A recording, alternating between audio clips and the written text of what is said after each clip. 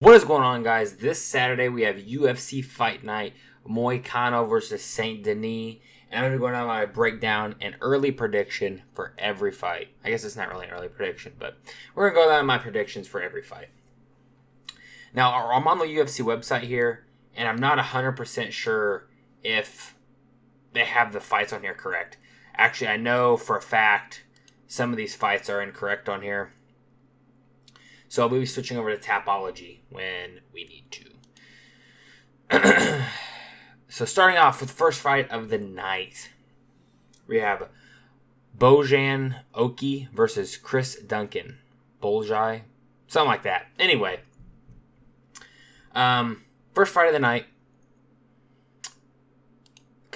Oops. What can I say? Chris Duncan, not that good. Oki kind of new, untested. Duncan coming off of a loss. If we look here, they're both 5'10". Slight reach advantage for Oki. And for my prediction, I'm going to be going Oki via first round KO. When I was going over watching the tape on him, I think he has good feints.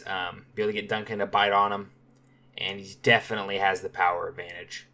So I think he's going to find that shot in the first round and get Chris Duncan out of there. Moving up on the card. This is not the correct fight. Dranger Enemy has pulled out, so we're going to switch over to Tapology. This is the correct fight right here. I'm assuming. I have no clue why the UFC does not update their website, but they do not keep it updated for whatever reason. But Tapology does. Multi-million-dollar company can't keep their website updated, but anyway. We have Nora Cornell versus Jacqueline Cavalcanti. When I was going over the tape for this fight, which, it was so fun. Nora definitely has the power advantage.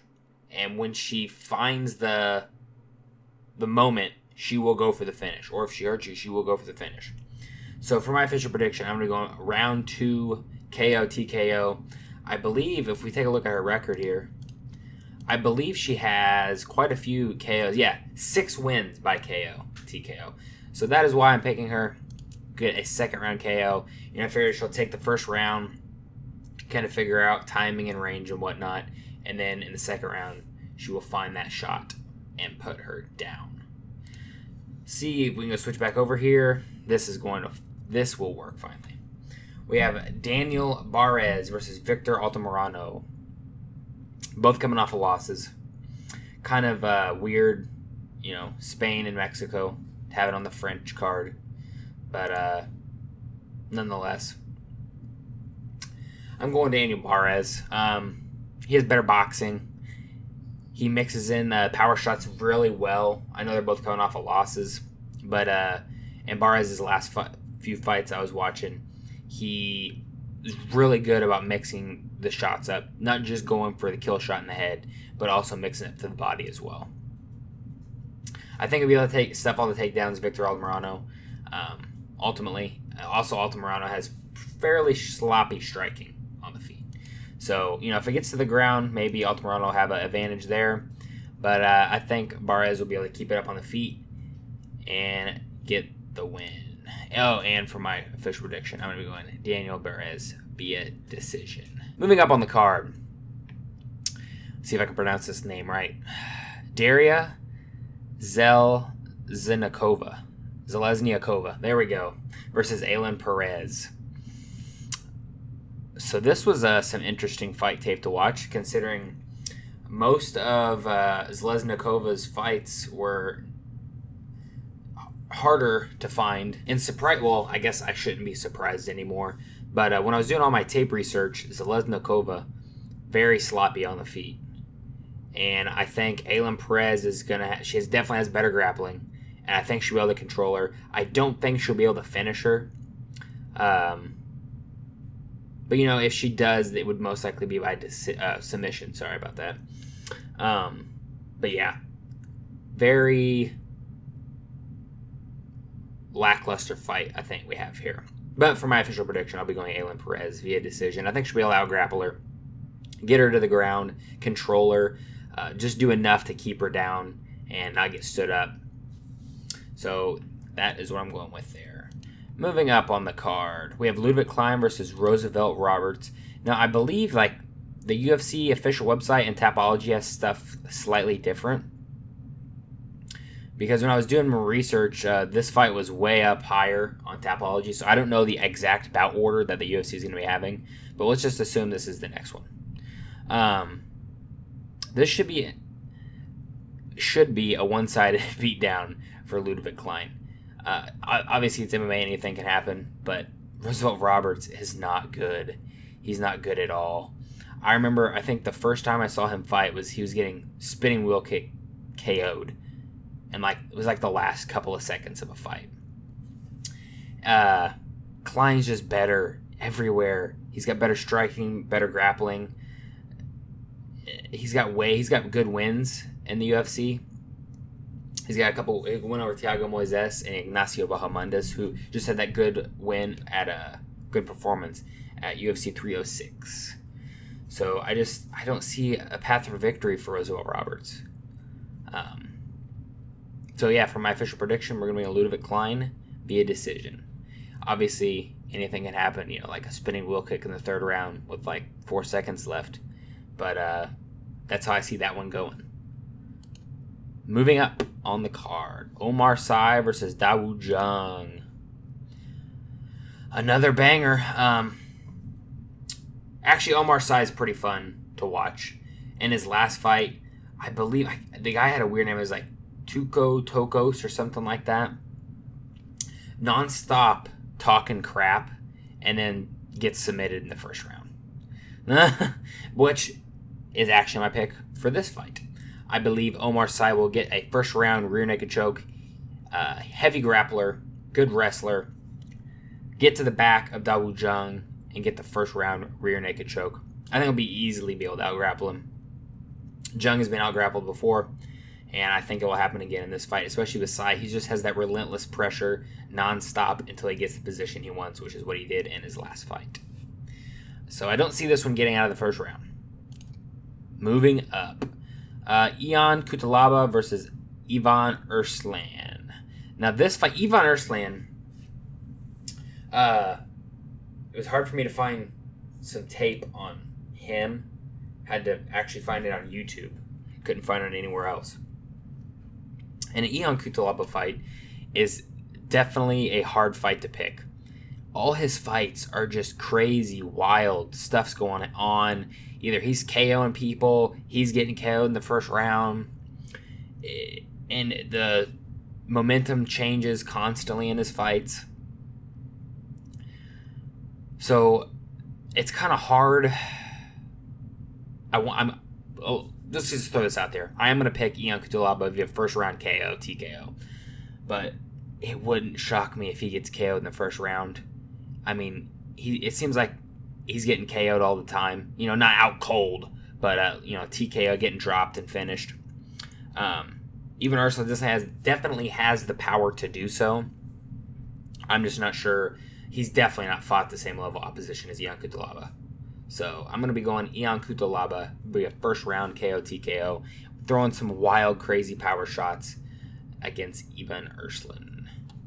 Moving up on the card, I'm actually really excited for this fight. Fares Ziem versus Matt Frevola. Oh man, I'm really wanting Matt Frevola to win this fight. His last fight, the brutal head kick KO loss to Benoit Saint Denis. He's got a reach disadvantage both with his hands and his legs. He has definitely fought the better competition between the two of them. Definitely fought the better competition. And this was definitely I went back and forth on this fight. Watched their last several fights. I definitely give the technical striking advantage to Frevola. He definitely has more power and better wrestling. But I did notice Fares Ziem in some of his fights will people be exiting just like it happened to Matt Frevola when they're up against the fence in a clinch and they exit. He throws good head kicks. So Frevola could get hit with a head kick and put away, similar to how Benoit Saint Denis did it in his last fight. But for my official prediction, I will be going Matt Frevola via decision. I don't think he'll be able to get Fariziem out of there. And if I remember correctly, let's take a look at Tapology real quick. We can go look at his page. I believe he's never even been KO'd before. No, see, he's never been KO'd, so that is why I'm not picking him via KO loss. I'm going to be picking Matt Frevola via decision. Moving up on the card. This is the one they had like way early on their prelims, but then the UFC has it on their website as on the main card, which I would rather have this on the main card, or even Ilan Cutelaba or Ludwig Klein, Roosevelt Roberts, never mind. But definitely Matt Frevola, Fariziem should be on the main card over this. Anyway, moving on with this one. Morgan Charrier versus Gabriel Miranda.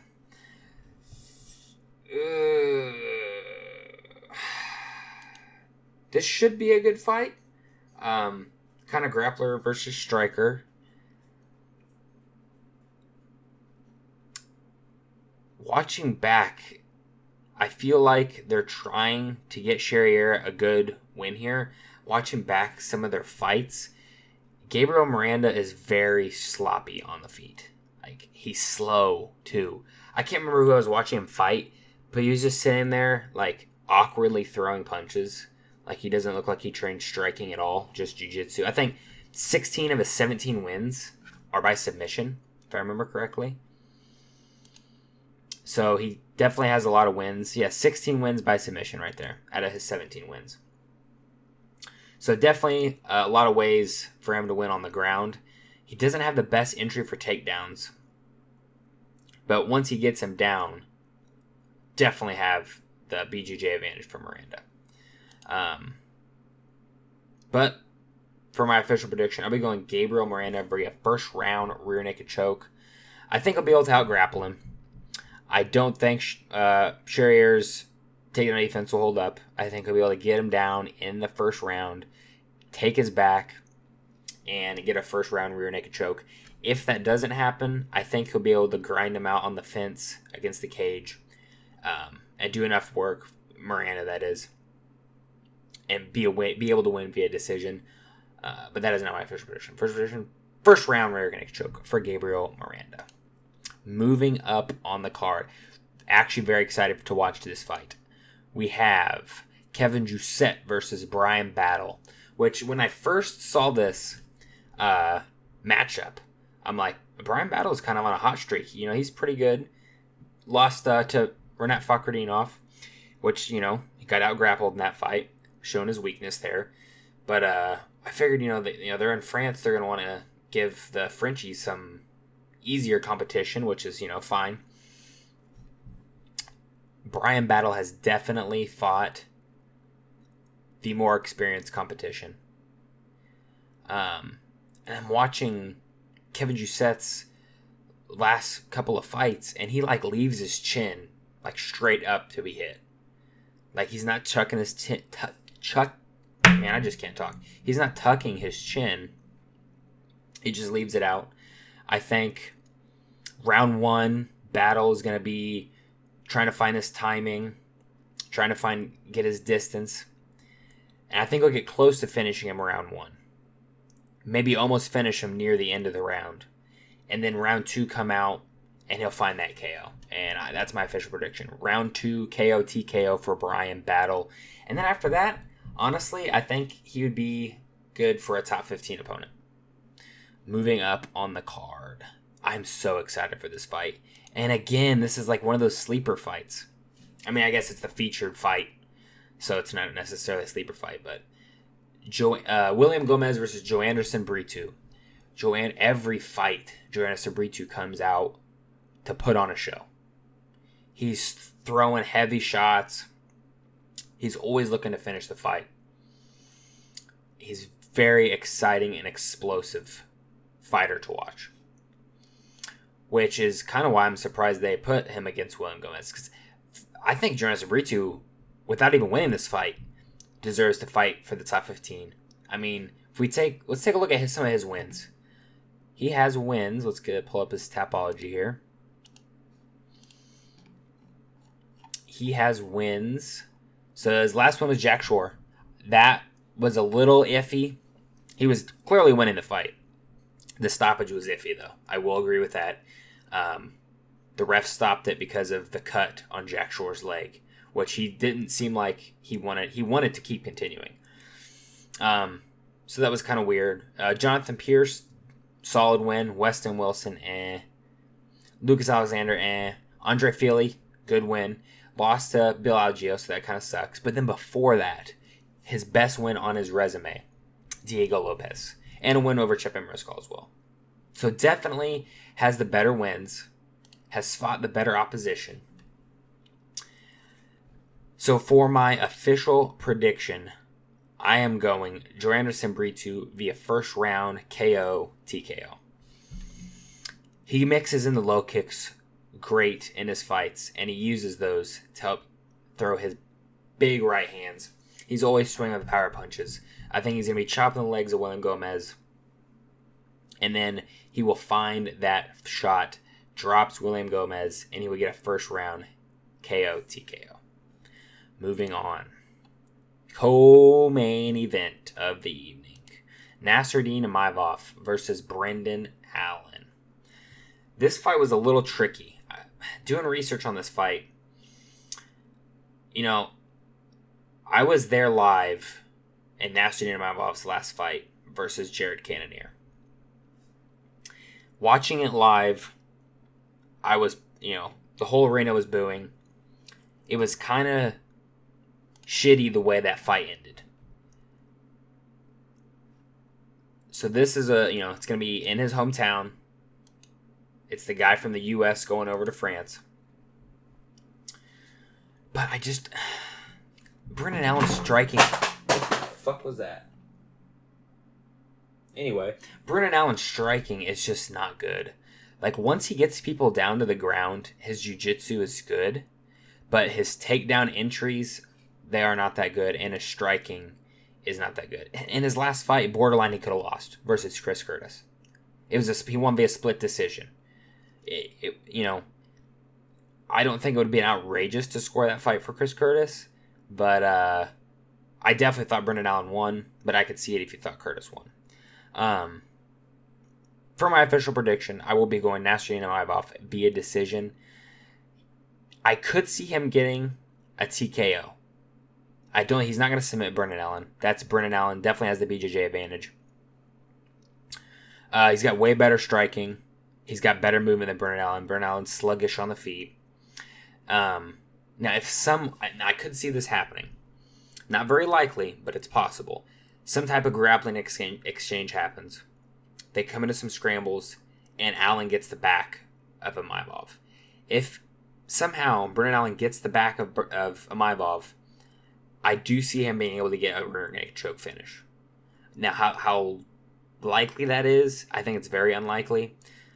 That's why I'm picking Imavov via decision. So, if he gets his back, I could see him getting the rear naked choke, but I doubt he'll be able to get there. So, moving on. The main event of the evening. Renato Moicano versus Benoit Saint Denis. This is going to be a banger fight. I'm very excited for this fight. When it was announced, I almost thought it was going to be when Brendan Allen and Nasruddin Imavov is the main event, and this is the co-main event. But Brendan Allen didn't want to go 5 rounds because he's kind of a little bitch.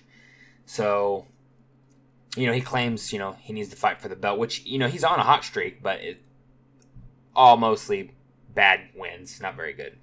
Last couple were all right, but other than that. So Renato Moicano versus Benoit Saint Denis. Moicano on a 3-fight win streak, I believe. Let's take a look at his Tapology here real quick. Look at his last 3 wins. Yep. That's grappling. So Jalen Turner, before that Drew Dober, and before that Brad Riddell, before that took an absolute beating by RDA. I remember watching that fight. The commentators were like, "Oh, we think RDA is going easy on him," and then in the post fight he was asked about it, and RDA is like, "No, I wasn't trying to slow down and take it easy on him." There were multiple times where that probably could have just been stopped. And honestly, it was 5 rounds as well, which was weird. But took a beating by RDA. Then after that, he's on a streak here. This is a very tricky fight to pick because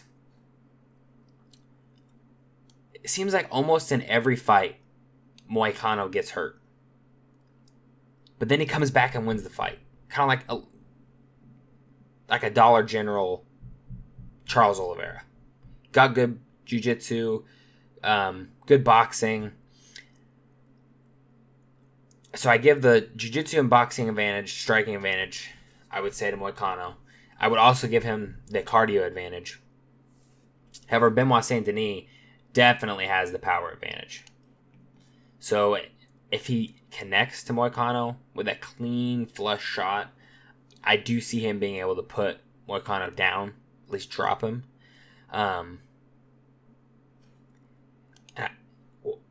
That last fight of Benoit Saint Denis, I watched it back, the Poirier fight. He just looked so sloppy. Yes, he was taking down Dustin, but half the time Dustin was pulling guillotines in positions where he should never be pulling guillotines. So for my official prediction, I'm going to be going Renato Moicano via either the end of the 3rd round or 4th round KO TKO. And he's only won 1 fight by KO TKO. That was his last fight against Jalen Turner. Let me explain why I'm picking him. The late 3rd round or 4th round TKO. Benoit Saint Denis has only seen the 3rd round 1 time in his entire career. And yes, how that is good. He's finishing guys, or he's getting finished. Pause. But that's not good as far as getting experience in the later rounds and everything. Because this is it's a 5-round main event. So you have to be ready to go 5 rounds. And we've seen Moicano go 5 rounds getting the dog shit beat out of him by RDA. I mean, he got beat for 5 rounds straight and kept coming forward. If Benoit Saint Denis cannot get him out of there in the 1st or 2nd round, I don't think it's going to be a good night for him. I just don't. Like I said, he has the power advantage, so he might be able to put him down and get him out of there in the 1st or 2nd round. But as the fight goes on, I think it's only going to be better and better for Moicano. I think they're both kind of even on the wrestling, and like I said, I give a slight advantage for the BJJ to Moicano. So I think it'd be tricky for either one to get the other down. Not impossible, but a little tricky. And I just see BSD going in, doing a sloppy exchange, just like he did in the Poirier fight. And he's going to get clipped, hurt, and dropped. And Moicano is going to finish him. So there we have it. Let me know what you guys think in the comments below. Do you guys have different picks than I do? If so, let me know what you guys think. Are you excited for this fight? Anyway, that'll be it. We'll see you guys in the next one.